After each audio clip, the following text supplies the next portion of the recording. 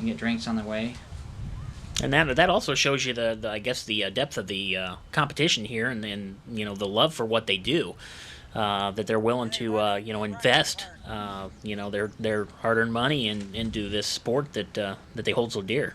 Now here they are. We're getting ready to get. We're on the main entrance to the Pokagon State Park, and we see number 80, who I believe is a duathlon. We'll get his name there, Jeff, as we try to look this up. Yep, I'm a looking here. So.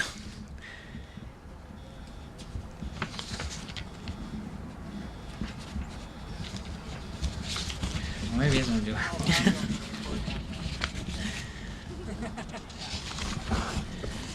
Here's one of those hills we were talking about. You're going to slow up when you start trying to climb those hills here, especially if you have a headwind towards you. Now, of course, on the downhill side of those hills, if you happen to have a tailwind with you, then you're doing really good. It gives you a chance to take a little bit of a breather and get some rest there. Now, if people are watching at home, obviously this has been edited for time. We had lots of, probably 3 hours of footage today, but we try to cut it down so people can enjoy it a little bit better. You don't want to watch the cyclist riding for approximately an hour. That'll probably take them. But we just want to give people an idea of what it's like to be a triathlon and what kind of obstacles they have on the bike. As before, we saw a gentleman, his bike broke down, and he was carrying his bike, and then there are vans following, making sure that the cyclists are okay in this leg of the competition. That's correct. And that's one of the nice things is you got so much support out there for these athletes, both with the divers and the boats in the water, and as well as the chase vans here on the bicycle route. It's nice to know that they're able to be taken care of while they're out there. The cyclists seemed to be happy when we were driving by them. They were waving at us. And it ended up being a nice day. You can hear that wind again. Yep, beautiful day out. And there's another one of those hills. Kind of almost makes me winded just looking at it.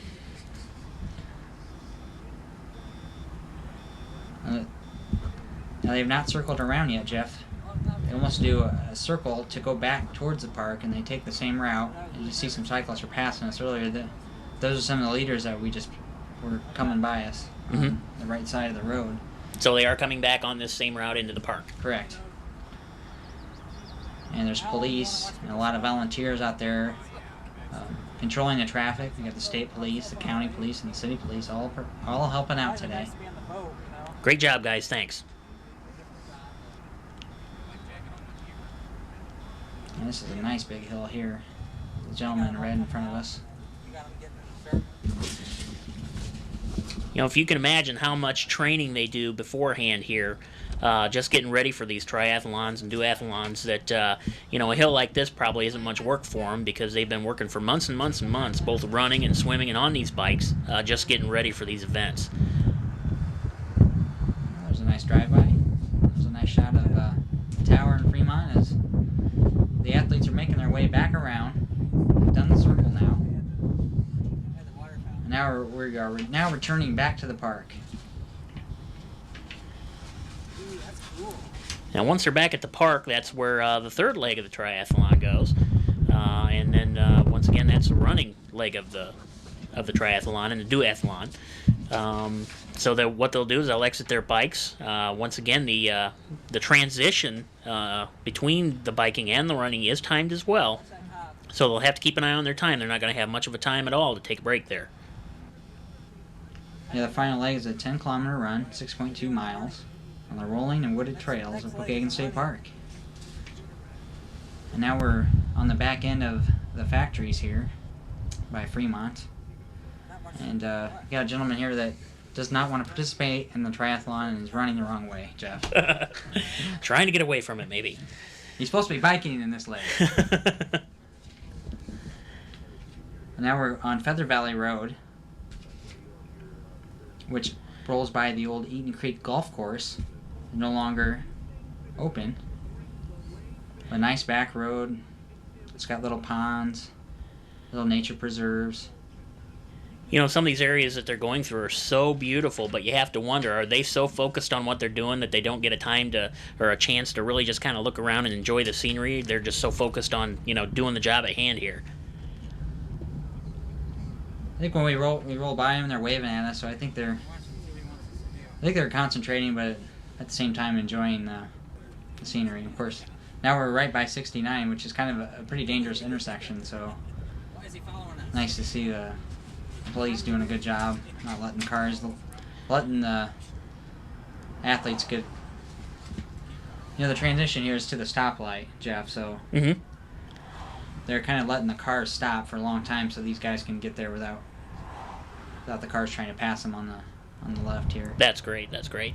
Okay, now we're back in the entrance of the park. Almost ready for that third leg. And we've probably already got some runners already on the course, as we were in the kind of the middle of the pack at the end of the pack with these bikers, Jeff. That's true. There's a thumbs up. There's somebody who's enjoying their time. He's doing well.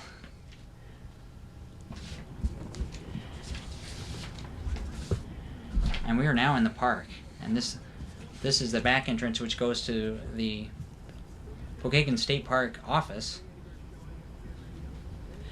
Now, every one of these athletes at this point already has a mile swim under their belt.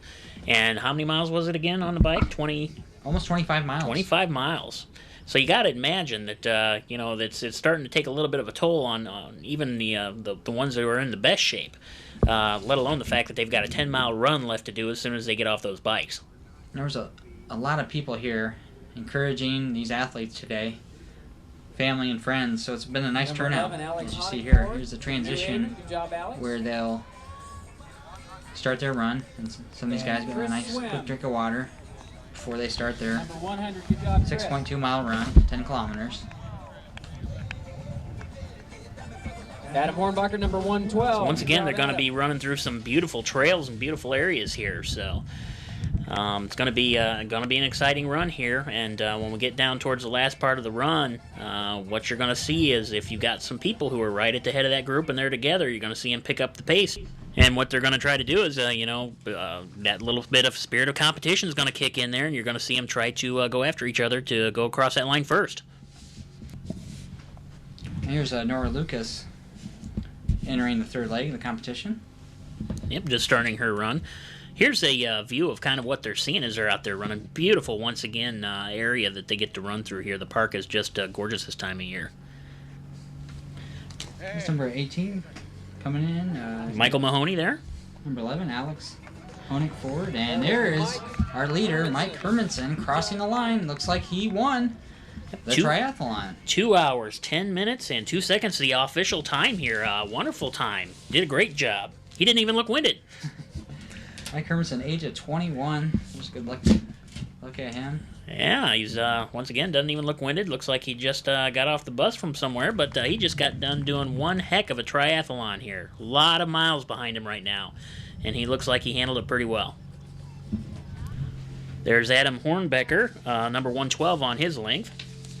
There's Amy Fletcher as our cameraman Tim gets a great shot of her running. Now, was she 41? Was she part of the team, or was she out under She's there on her own? On her own? Okay. Yeah. There's number 73. That is